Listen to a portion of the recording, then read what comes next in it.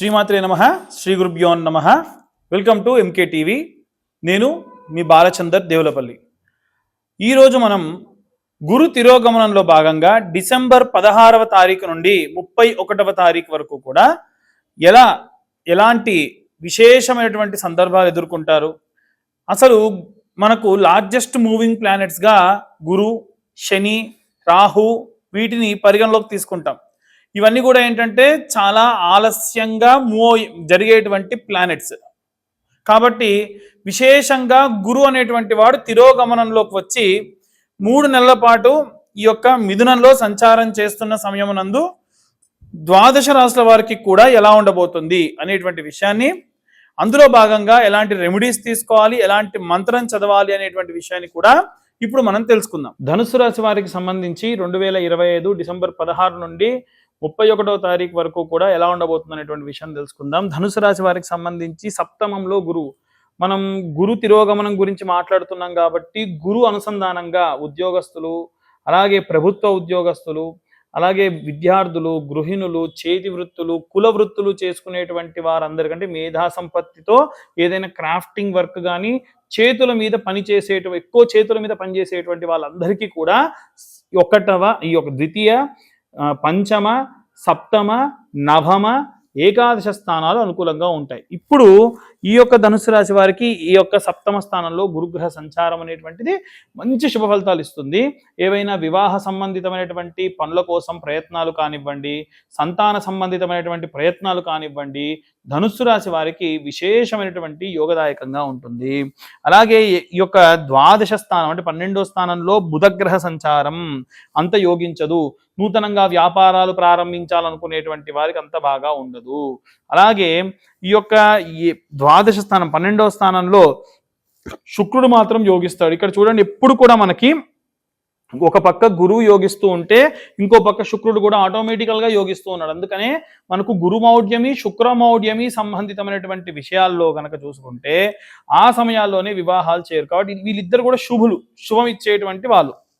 అయితే ఇక్కడ తృతీయ స్థానంలో ఉన్న రాహు, చతుర్థంలో ఉన్నటువంటి శని ఇచ్చేటువంటి నెగిటివ్ ఇంపాక్ట్ ఏదైతే ఉందో అది తీసేసేటువంటి వాళ్ళు కూడా ఎవరైనా ఉన్నారా అంటే వారే గురువు కానీ అలాగే ఈ యొక్క శుక్రుడు కూడా.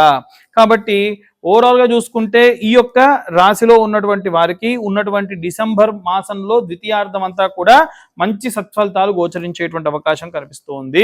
నవమంలో కేతుగ్రహ సంచారం కూడా నెగిటివ్ ఇంపాక్టే. మనం ముందు నుంచి చెబుతూనే ఉన్నాం, పాపగ్రహ సంచారం అనేటువంటి రాహుకేతువులు కానివ్వండి, శని కానివ్వండి, కుజుడు కానివ్వండి 3, 6, 11 స్థానాల్లో మాత్రమే యోగిస్తూ ఉంటాడు. కాబట్టి ఈ 3, 6, 11 స్థానాల్లో ఎట్లాగో లేరు కాబట్టి ఖచ్చితంగా నెగిటివ్ ఇంపాక్ట్ ఉంటుంది.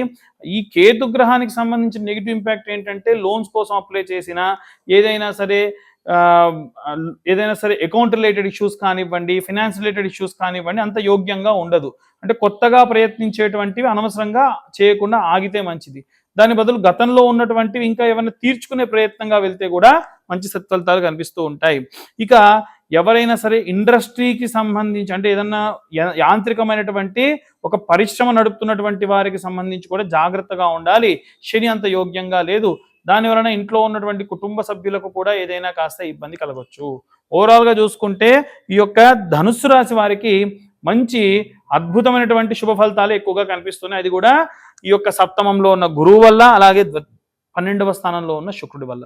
ఇవన్నీ కూడా గోచార రీత్యా చెబుతున్నటువంటి విషయాలు మాత్రమే. డీటెయిల్డ్గా జాతకం కావాలనుకున్న వాళ్ళు మీ పేరు, మీ date of birth, time, place కింద ఉన్న నెంబర్కి వాట్సాప్ చేయండి. ఇప్పటి వరకు మనం ఈ రాశి వారికి సంబంధించి ఉన్నటువంటి గోచారంలో భాగంగా గ్రహస్థితుల గురించి మనం తెలుసుకున్నాం. ఇప్పుడు మనం ప్రత్యేకంగా ఈ రాశి వాళ్ళు ఏ రెమెడీస్ తీసుకోవాలి అనేటువంటి విషయాన్ని తెలుసుకుందాం. ఇప్పుడు గురు గమనంలో భాగంగా మనం ఇప్పుడు ఇవన్నీ కూడా చెప్పుకున్నాం కాబట్టి దక్షిణామూర్తికి సంబంధించినటువంటి స్తోత్రం, మేధా దక్షిణామూర్తి స్తోత్రం లేదా దక్షిణామూర్తి స్తోత్రం రోజు ఉదయాన్నే పఠించిన మేరకు, అంటే చదవలేని వారు కనీసం శ్రవణం విన్నంత మాత్రం చేత విశేషమైనటువంటి సత్ఫలితాలు పొందుతారు. ప్రతిరోజు కూడా సాయంత్ర సమయంలో, నిత్యము కూడా సాయంత్ర సమయంలో కాలభైరవాష్టకము అనేటువంటిది ఒకటి ఉంటుంది. ఆ కాలభైరవాష్టకాన్ని కూడా వినండి లేదా పఠిస్తే ఇంకా మంచిది. ఈ రెండూ కాకుండా రోజు కూడా ఆడవాళ్ళు 1 సంవత్సరం పాటు అంటే ఏ రోజైతే ప్రారంభిస్తారో ఆ రోజు నుంచి 1 సంవత్సరం పాటు 10,000 సార్లు, ఆ సంవత్సరం మొత్తంలో ఒక 10,000 సార్లు శ్రీమాత్రే నమః అన్న మంత్రాన్ని చదవడం. అంటే ఎక్కడికి వెళ్ళినా మీకు ఒక సమయం దొరికింది, కాసేపు చెప్పులన్నీ పక్కకు వదిలేసి అలా నిర్మలమైనటువంటి మనస్సుతో శ్రీమాత్రే నమః, శ్రీమాత్రే నమః, మీరు కళ్ళు తెరిచి కూడా అన్ని చూస్తూ కూడా అవి ఏవి కూడా దృష్టిని కేంద్రీకరించకుండా వాటిపైన మీరు మంత్రంపై మీ యొక్క కాన్సన్ట్రేషన్ని పెట్టుకొని ఆడవాళ్ళు నిత్యము శ్రీమాత్రే నమః అన్న మంత్రం చదివితే చాలా విపరీతమైనటువంటి ఆరా పెరుగుతుంది, శక్తి పెరుగుతుంది. దానివల్ల అవతల మనిషి ఎవరన్నా మిమ్మల్ని ఏదన్నా సరే తప్పుగా మ్యానిపులేట్ చేయాలి అనుకుంటున్నాడు అంటే వెంటనే మనకు తెలిసిపోతుంది. సో ఇదంతా కూడా మంచి అద్భుతమైనటువంటి మంత్రం. ఇక మగవాళ్ళందరూ కూడా ఏంటంటే ఓం నమో భగవతే వాసుదేవాయ అన్నటువంటి మంత్రం లేదా ఓం నమ శివాయ అన్నటువంటి మంత్రాన్ని కూడా ఒక 10,000 సార్లు పూర్తి చేయాలి సంవత్సరం కాలంలో. ఇలా చేయడం వల్ల కూడా వారికి విశేషమైనటువంటి శక్తి పెరుగుతుంది. మంత్రాధీనంతు దైవతం, మంత్రంలో దేవుడు నిక్షిప్తమై ఉంటాడు, ఆయన మనతో మాట్లాడతాడు, మనకు చేసేటువంటి పనుల గురించి మనల్ని గైడ్ చేస్తాడు. మనం తప్పేదైనా చేయాలనుకుంటే నువ్వు చేసేది తప్పురా అని వాన్ చేస్తాడు. ఇవన్నీ కూడా ఆ మంత్రం చదువుతుంటే భగవంతుడు మన చుట్టూ ఉంటూ మనతో ఉంటూ, అంటే మంత్రం చదవమన్నాడు కదా అని చెప్పేసి ఏ రీల్స్ చూసుకుంటూ శ్రీమాతే నమః అని కానీ లేకుంటే ఇంకేదన్నా టీవీయో సీరియలో చూసుకుంటూ ఇలాంటివి చేస్తే కనుక అది ఫలించదు. మనం శ్రద్ధగా ఈ పరమైనటువంటివి చేస్తే మంచిది. ఈ డిసెంబర్ 15 రోజుల్లో, ఈ ఆఖరి 15 రోజుల్లో కూడా సంవత్సరంలో ఎక్కువగా చలి ఉంటుంది కాబట్టి మనకు శని చండాల యోగం అని ఈ ఒక్క రాశిలో మనం చెప్పుకున్నాం కదా. ఇప్పుడు ఎక్కువ చలి పెడుతుంది అని అంటే మనకు మంచి కంఫర్ట్ ఉందండి, కానీ ఎవరైతే ఈ చలి తట్టుకోలేకుండా రోడ్ల పక్కన పడుకొని ఉంటారో వాళ్ళకి ఏమైనా దుప్పట్లు దానం చేస్తే ఈ అర్ధాష్టమ అష్టమ ఏలినాటి శని ప్రభావాలు పోతాయి.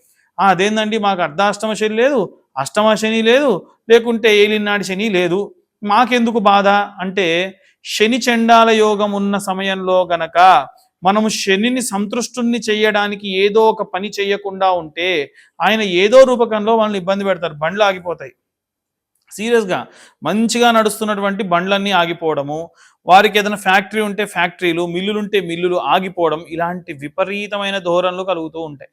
సో వీలైనంత వరకు కూడా మనము ఈ పరమైనటువంటి పనులు, అంటే దుప్పట్లు దానం చేస్తే చలి గనక తట్టుకుంటే వాళ్ళు పడుకున్న ప్రీత్యం కూడా ఏ మహానుభావుడు ఇచ్చాడు, వీడి ఇంత బాగుండాలి, ఇంకా 4 రోజుల పాటు చల్లగా ఉండాలి, ఈయన మమ్మల్ని ఇంత వెచ్చగా పడుకొని ఇచ్చాడని చెప్పి దీవిస్తారే తప్ప తిట్టుకోరుగా. వాళ్ళు పడుకుని నిద్రపోయిన ప్రతి నిమిషము కూడా చాలా మందికి నిద్రలేమి రాత్రులు టాబ్లెట్లు వేసుకొని పడుకుంటుంటారండి. వారందరికీ కూడా ఇది ఉపయోగపడుతుంది. అలాగే ఇప్పటి నుండి మనకు వచ్చే మార్చి వరకు కూడా, ఎందుకంటే నెక్స్ట్ వచ్చే మార్చిలో పంచగ్రహ షష్టగ్రహ కూటం మళ్ళీ ఈ సంవత్సరం కూడా 2026లో కూడా వస్తుంది. అప్పటి వరకు కూడా ప్రతి శనివారం కూడా నల్ల నువ్వులతో చేసినటువంటి నూనె, మీకు బయట చాలా మంచి మంచి ప్రీమియం కంపెనీలు ఉంటాయి, కొన్ని ఇదయం కంపెనీ కానివ్వండి, అంబటి సుబ్బన్న గారి కంపెనీ ఒకటి ఉంటుంది, అబ్బంటి సుబ్బన్న, ఏఎస్ బ్రాండ్స్ ఏదో అంటారు, ఏఎస్ బ్రాండ్స్, ఆ నువ్వుల నూనెతోని లేదా ఆవ నూనెతో అయినా పర్వాలేదు, కాకపోతే స్వచ్ఛమైనటువంటి ఆవ నూనె, స్వచ్ఛమైన ఎడిబుల్ ఆయిల్స్ ఏవి కలపకూడదు. వాటితో తయారు చేసిన నూనెని శని తైలాభిషేకానికి, ప్రతి శనివారం ఈ యొక్క శని దగ్గర వెలిగించే దీపానికి నువ్వులు ఇంత పొట్లం కట్టండి, క్లాత్లో కట్టి ఒక కాటన్ క్లాత్ని ఆ నువ్వుల నూనెలో మొత్తం నానబెట్టేసి వెలిగించండి దీపంగా.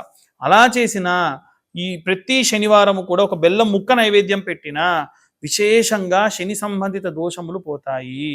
అంటే మనం చాలా మంది చేసే తప్పులు కూడా కొన్ని ఉంటాయి.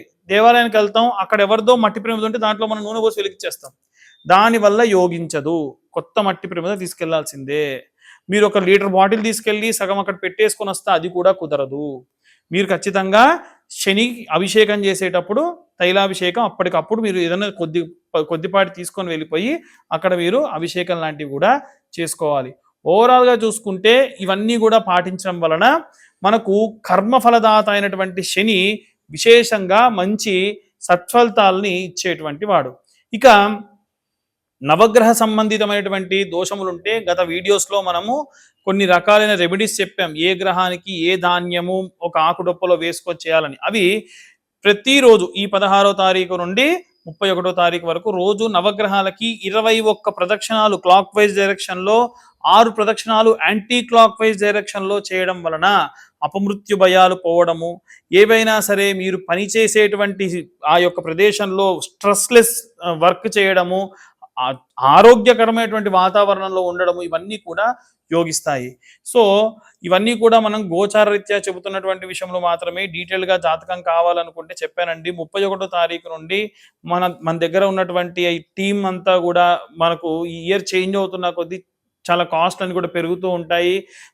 మేము కూడా చాలా రకాలైనటువంటి టైంని కేటాయిస్తూ ఉన్నాం కాబట్టి 2025 సంవత్సరానికి మాత్రమే రూ. 2025 జాతకానికి ఛార్జ్ చేస్తూ ఉన్నాము. తర్వాత నుంచి ఛార్జెస్ అనేవి పెరుగుతాయి. ఈలోపు ఎవరైనా జాతకం తెలుసుకోవాలనుకుంటే కింద ఉన్న నెంబర్కు కాంటాక్ట్ చేయండి. సర్వే జనా సుఖినో భవంతు. స్వస్తి.